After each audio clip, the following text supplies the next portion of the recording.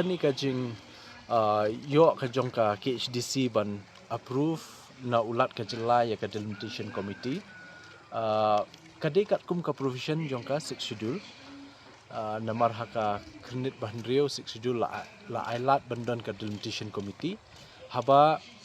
la idon kam ban penbait lenti ya ka jinglong jingman ka jingbun pat si bamihap ka area ka shnong ka lenti ka lek kawan te halor kini kinong rim la ban don ka delimitation committee kuman shpen kan mau haus nem arja khat lai ru kala don teng ka delimitation committee bla menjur dau lat ka jela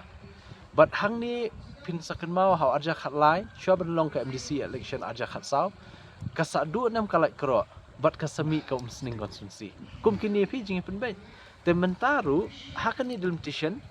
kuman shwa anu kusa ka maulai dan kumasan pusan hajar kinong tebut palat ya kata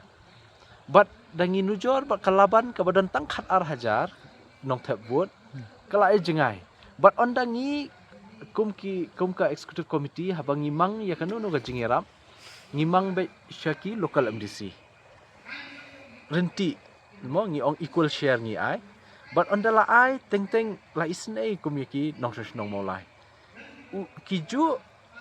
ka shnong maulai ka babun brio kayo kumju kumbayo uni baduna brio ka constituency baduna brio hakaroi ka par te bat hakawi kawi ka liang ru ngaso ba ngidang dang kam hiban penbai te kita ki boong ba kadai ka jingtmu ban penjengai election kadai tang ka jingkran nama la jan election ka julong ikum ni fitrei ka babahar sya keno hi phile keno no ka kam sya keno hi sya tan lang siya kata ka politik si siya tan lang siya ka jingtmu bakum ni kumtai ndai na kalyang jungi te ngisno ba la dan kam ka delimitation committee ban penbait renti yakini ki jinglong jiman jungi shnong thau but mental ada trikam lesa ka 125th constitutional amendment hapo parliament kan khasa hnriu tuli constituency manu ban le kata ka executive committee kam don bor e ru em ban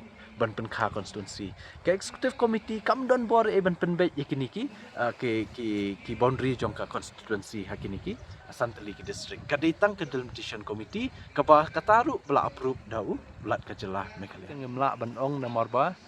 barai ka election rai ka